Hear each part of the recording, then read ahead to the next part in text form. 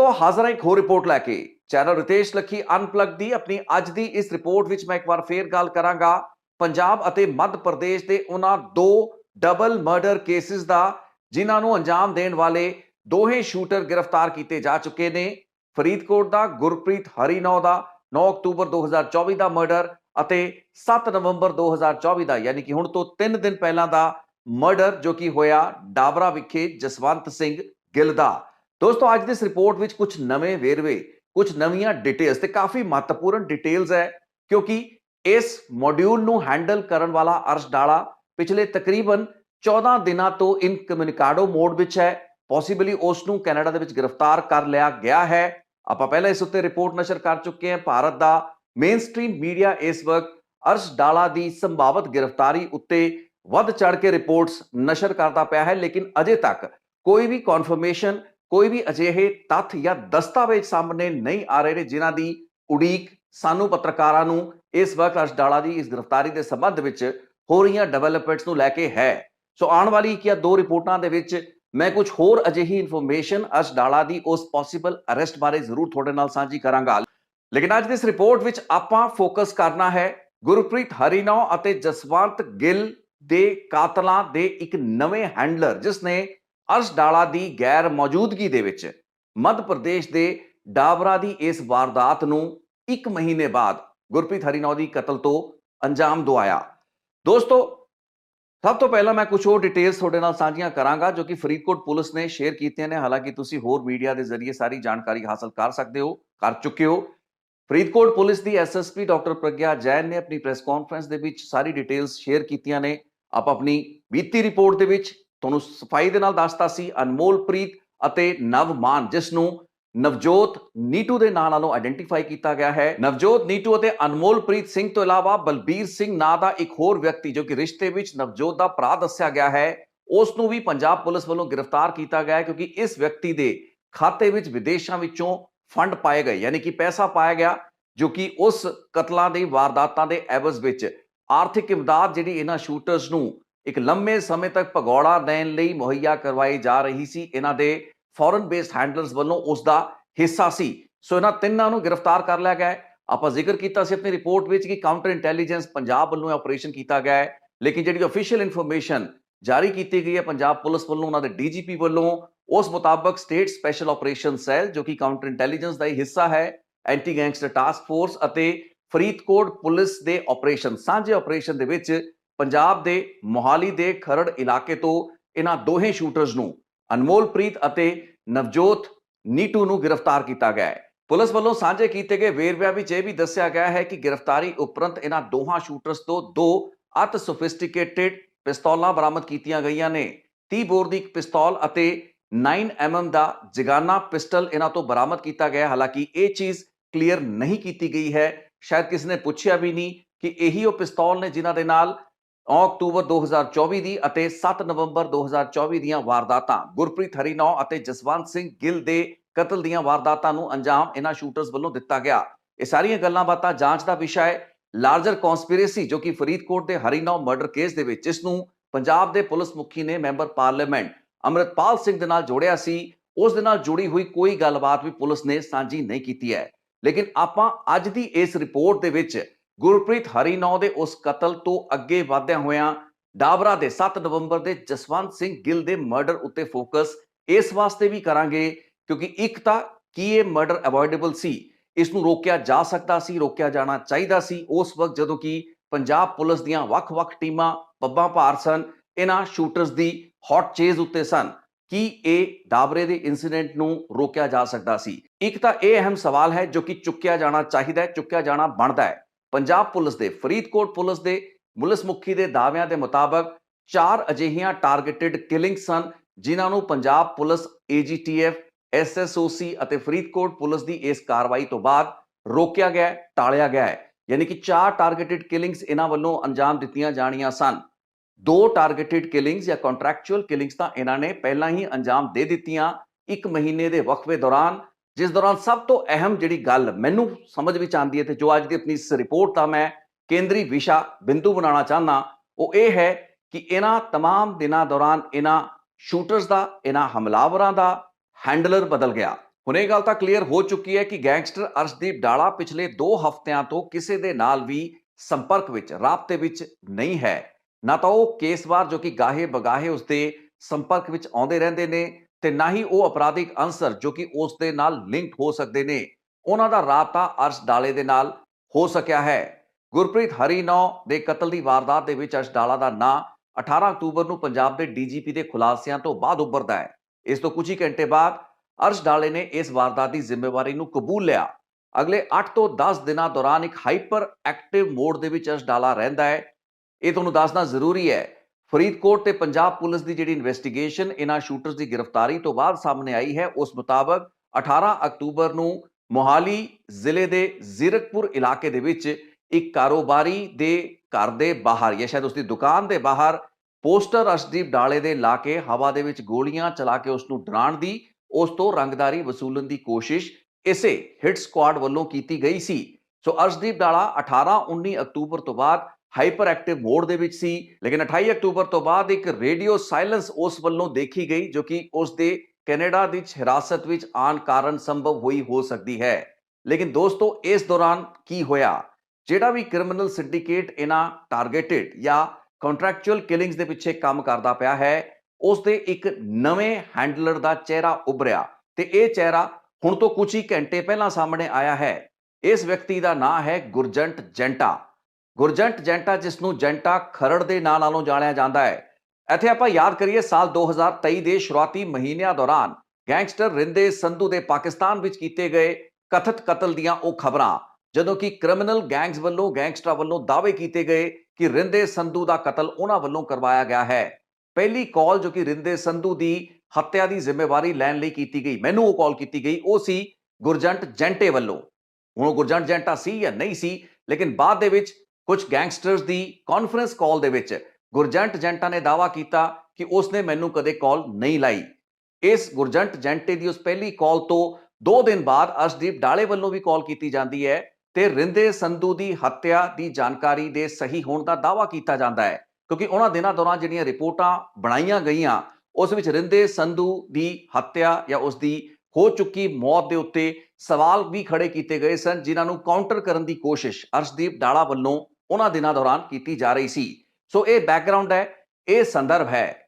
Gurjant Zinta alias Zinta Kharar, Jassi Kharar ਜਾਂ ਜੱਸੀ ਬਾਬਾ ਨਾਂ ਦੇ ਉਸ ਗੈਂਗਸਟਰ ਦਾ ਭਰਾ ਹੈ ਜੋ ਕਿ 9 ਜੂਨ 2021 ਨੂੰ ਕਲਕੱਤਾ ਵਿਖੇ ਗੈਂਗਸਟਰ ਜੈਪਾਲ ਭੁੱਲਰ ਦੇ ਨਾਲ ਸੀ। ਕਲਕੱਤਾ ਵਿੱਚ ਉਸ ਦਿਨ ਸਪੈਸ਼ਲ ਟਾਸਕ ਫੋਰਸ ਵੱਲੋਂ ਕੀਤੇ ਗਏ ਐਨਕਾਊਂਟਰ, ਜਿਸ ਵਿੱਚ ਜੈਪਾਲ ਭੁੱਲਰ ਦੀ ਮੌਤ ਹੋ ਗਈ, ਉਸ ਐਨਕਾਊਂਟਰ ਦੇ ਵਿੱਚ ਜੈਪਾਲ ਭੁੱਲਰ ਦੇ ਨਾਲ ਮਾਰਿਆ ਜਾਣ ਵਾਲਾ ਵਿਅਕਤੀ ਜੱਸੀ ਖਰੜ, ਜੱਸੀ ਬਾਬਾ ਗੁਰਜੰਟ ਜੈਂਟੇ ਦਾ ਭਰਾ ਸੀ। ਇਹ ਦੋਹੇ ਕਜ਼ਨ ਦੱਸੇ ਜਾਂਦੇ ਨੇ। ਇਹਨਾਂ ਦੀ ਬੈਕਗ੍ਰਾਉਂਡ ਇਹ ਹੈ ਕਿ ਗੁਰਜੰਟ ਜੈਂਟਾ ਅਤੇ ਜੱਸੀ ਖਰੜ NDPS ਐਕਟ ਯਾਨੀ ਕਿ ਨਸ਼ੇ ਦੀ ਤਸਕਰੀ ਦੇ ਮੁਕੱਦਮਿਆਂ ਦੇ ਵਿੱਚ ਇਨਵੋਲਵ ਹੋਏ, ਜਿਸ ਤੋਂ ਬਾਅਦ ਇਹ ਲੋਕ ਪਟਿਆਲੇ ਜੇਲ੍ਹ ਜਾਂਦੇ ਨੇ, ਜਿੱਥੇ ਇਹਨਾਂ ਦੀ ਮੁਲਾਕਾਤ ਭੋਲੂ ਹਵੇਲੀਆਂ ਦੇ ਨਾਲ ਹੋਈ। ਭੋਲੂ ਹਵੇਲੀਆਂ ਨੇ ਜੱਸੀ ਖਰੜ ਅਤੇ ਜੈਂਟਾ ਖਰੜ ਦਾ ਰਾਬਤਾ ਕਰਾਇਆ ਜੈਪਾਲ ਭੁੱਲਰ ਦੇ ਨਾਲ। ਸੋ ਹੈਰੋਇਨ ਦੀ ਸਮਗਲਿੰਗ ਦਾ ਜਿਹੜਾ ਨੈਟਵਰਕ ਚੱਲਦਾ ਸੀ ਪੰਜਾਬ ਦੇ ਵਿੱਚ, ਜਿਸ ਦਾ ਇੱਕ ਬਹੁਤ ਵੱਡਾ ਖਿਡਾਰੀ ਖੁਦ ਜੈਪਾਲ ਭੁੱਲਰ ਸੀ, ਉਸ ਦੇ ਨਾਲ ਜੱਸੀ ਖਰੜ ਅਤੇ ਗੁਰਜੰਟ ਜੈਂਟਾ ਕਨੈਕਟਡ ਰਹੇ। ਕੁਝ ਸਾਲਾਂ ਬਾਅਦ ਗੁਰਜੰਟ ਜੈਂਟਾ ਆਪਣੇ ਪਰਿਵਾਰ ਦੇ ਨਾਲ ਆਸਟ੍ਰੇਲੀਆ ਪਹੁੰਚ ਜਾਂਦਾ ਹੈ, ਜਿੱਥੋਂ ਬੈਠ ਕੇ ਉਹ ਆਪਰੇਸ਼ਨਸ ਨੂੰ ਹੈਂਡਲ ਕਰਦਾ ਰਿਹਾ।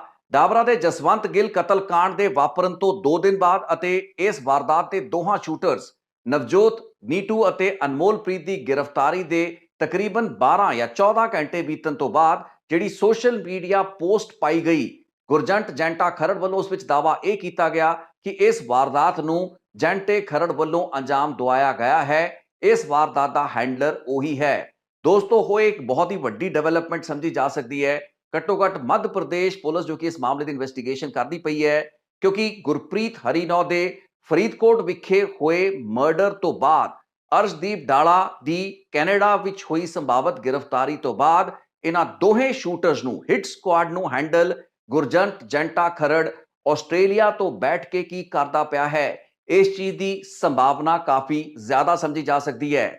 ਗੁਰਜੰਟ ਜੈਂਟੇ ਖਰੜ ਵੱਲੋਂ ਜਿਹੜਾ ਦਾਅਵਾ ਇਸ ਸੋਸ਼ਲ ਮੀਡੀਆ ਪੋਸਟ ਵਿੱਚ ਕੀਤਾ ਗਿਆ ਹੈ, ਉਸ ਦਾ ਦਾਅਵਾ ਇਹ ਹੈ ਕਿ ਉਸ ਦੇ ਭਰਾ ਯਾਨੀ ਕਿ ਜੱਸੀ ਖਰੜ, ਜੋ ਕਿ ਕਲਕੱਤਾ ਐਨਕਾਊਂਟਰ ਵਿੱਚ ਜੈਪਾਲ ਭੁੱਲਰ ਦੇ ਨਾਲ ਮਾਰਿਆ ਗਿਆ ਸੀ, ਜੱਸੀ ਖਰੜ ਦਾ ਬਹੁਤ ਕਰੀਬੀ ਸੀ ਸੁਖਵਿੰਦਰਪਾਲ ਸਿੰਘ ਨਾਂ ਦਾ ਵਿਅਕਤੀ। ਹੁਣ ਦੋਸਤੋ ਜਿਹੜੀ ਤਸਵੀਰ ਮੈਂ ਤੁਹਾਨੂੰ ਸਕਰੀਨ ਤੇ ਦਿਖਾ ਰਿਹਾ ਇਹ ਇਸੇ ਵਿਅਕਤੀ ਸੁਖਵਿੰਦਰ ਦੀ ਹੈ।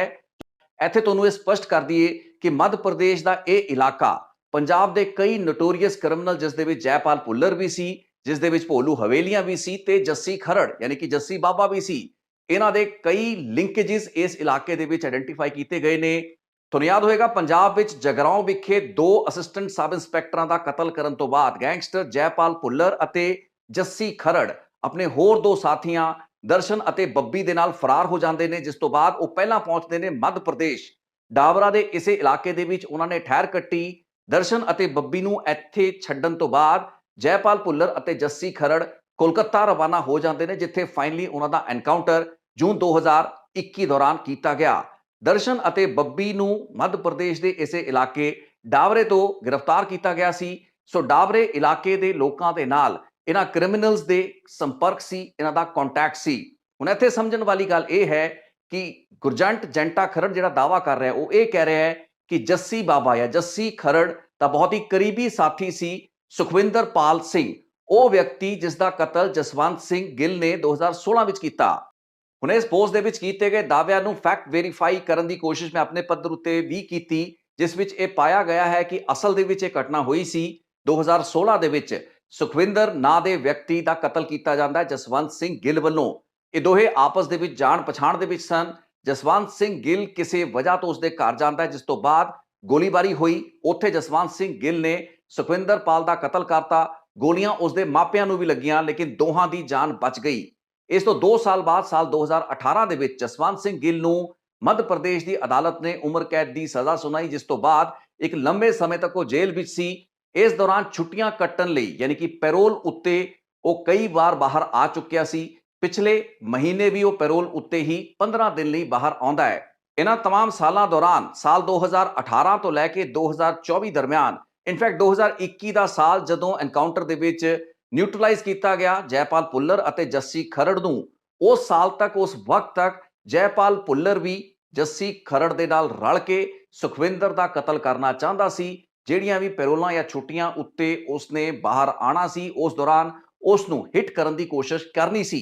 ਹਾਲਾਂਕਿ ਇਹ ਚੀਜ਼ ਕਲੀਅਰ ਨਹੀਂ ਹੋ ਪਾਈ ਹੈ ਕਿ ਸੁਖਵਿੰਦਰ ਦਾ ਸੰਬੰਧ ਜੱਸੀ ਖਰੜ ਦੇ ਨਾਲ ਕਿਵੇਂ ਬਣਿਆ, ਲੇਕਿਨ ਇਹ ਫੈਕਟ ਹੈ ਕਿ ਜੈਪਾਲ ਭੁੱਲਰ, ਭੋਲੂ ਹਵੇਲੀਆਂ, ਇਹ ਸਾਰੇ ਦੇ ਸਾਰੇ ਜਿਹੜੇ ਕ੍ਰਿਮੀਨਲ ਇਨਕਲੂਡਿੰਗ ਜੱਸੀ, ਇਹਨਾਂ ਦੇ ਸਟੇਕ ਸਨ, ਇਹਨਾਂ ਦੇ ਇੰਟਰਸਟ ਸਨ। ਬਹਿਰਹਾਲ ਇਹ ਗੱਲਾਂ ਥੋੜੀਆਂ ਜ਼ਿਆਦਾ ਗਹਿਰੀਆਂ ਨੇ ਤੇ ਬਾਰੀਕ ਪੜਚੋਲ ਮੰਗਦੀਆਂ ਨੇ। ਕਿਸੇ ਹੋਰ ਰਿਪੋਰਟ ਦੇ ਦਾਇਰੇ ਦੇ ਵਿੱਚ ਇਹਨਾਂ ਨੂੰ ਡਿਸਕਸ ਕੀਤਾ ਜਾ ਸਕਦਾ ਹੈ, ਲੇਕਿਨ ਡਾਬਰਾ ਦੀ ਇਸ ਘਟਨਾ ਜਸਵੰਤ ਸਿੰਘ ਗਿੱਲ ਦੀ ਹੱਤਿਆ ਦੇ ਸੰਬੰਧ ਦੇ ਵਿੱਚ ਜਿਹੜਾ ਦਾਵਾ ਜੰਟੇ ਵੱਲੋਂ ਕੀਤਾ ਗਿਆ ਹੈ, ਉਸ ਦੇ ਵਿੱਚ ਇਹ ਕਲੀਅਰ ਕੀਤਾ ਗਿਆ ਹੈ ਕਿ ਜਸਵੰਤ ਸਿੰਘ ਗਿੱਲ ਦੀ ਹੱਤਿਆ ਬਦਲਾ ਸੀ ਸਾਲ 2016 ਦੇ ਸੁਖਵਿੰਦਰ ਦੇ ਉਸ ਮਰਡਰ ਦਾ, ਜਿਸ ਦਾ ਬਦਲਾ ਜੱਸੀ ਖਰੜ ਲੈਣਾ ਚਾਹੁੰਦਾ ਸੀ, ਲੇਕਿਨ ਲੈ ਨਹੀਂ ਪਾਇਆ।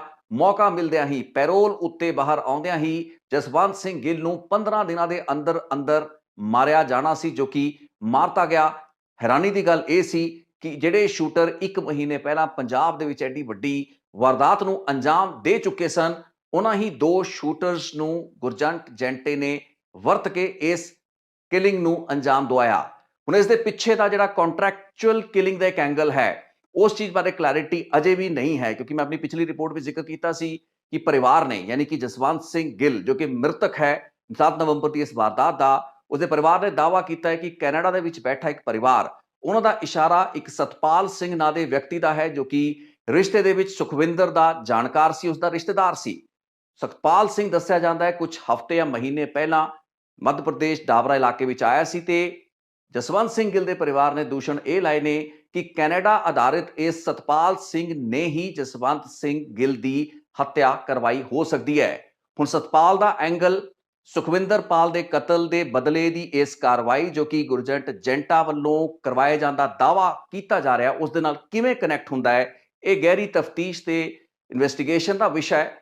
ਹੁਣ ਜੰਟੇ ਦਾ ਜਿਹੜਾ ਦਾਅਵਾ ਕੀਤਾ ਗਿਆ ਹੈ, ਇਸ ਦੀ ਕੁਝ ਹੱਦ ਤੱਕ ਤਸਦੀਕ ਇਹਨਾਂ ਸ਼ੂਟਰਸ ਤੋਂ ਪੁੱਛਗਿੱਛ ਉਪਰੰਤ ਵੀ ਹੋਈ ਹੈ, ਕਿਉਂਕਿ 2 ਹਫ਼ਤਿਆਂ ਤੋਂ ਕਿਸੇ ਦੇ ਵੀ ਸੰਪਰਕ ਵਿੱਚ ਨਾ ਹੋਣ ਵਾਲੇ ਅਰਸ਼ ਡਾਲਾ ਤੇ ਇਸ ਹਿੱਟ ਸਕੁਆਡ ਮੋਡਿਊਲ ਨੂੰ ਕੌਣ ਹੈਂਡਲ ਕਰਦਾ ਪਿਆ ਸੀ, ਇਹ ਗੱਲ ਉੱਭਰ ਚੁੱਕੀ ਹੈ ਕਿ ਇਹ ਲੋਕ ਲਗਾਤਾਰ ਆਸਟ੍ਰੇਲੀਆ ਆਧਾਰਿਤ ਗੁਰਜੰਟ ਜੰਟਾ ਖਰੜ ਦੇ ਨਾਲ ਸੰਪਰਕ ਦੇ ਵਿੱਚ ਸੀ, ਰਾਬਤੇ ਵਿੱਚ ਸੀ। ਇੱਕ ਹੋਰ ਚੀਜ਼ ਦੋਸਤੋ ਤੁਹਾਨੂੰ ਦੱਸਣੀ ਚਾਹਾਂਗਾ ਕਿ ਇਹਨਾਂ ਦੋਹਾਂ ਕਤਲ ਦੀਆਂ ਵਾਰਦਾਤਾਂ ਦੇ ਇਹ ਜਿਹੜੇ ਸ਼ੂਟਰ ਸਨ, ਅਨਮੋਲਪ੍ਰੀਤ ਅਤੇ ਨਵਜੋਤ ਨੀਟੂ, ਇਹਨਾਂ ਦੋਹਾਂ ਵਿੱਚੋਂ ਇੱਕ ਨਸ਼ੇ ਦੀ ਲੱਤ ਦਾ ਆਦੀ ਸੀ।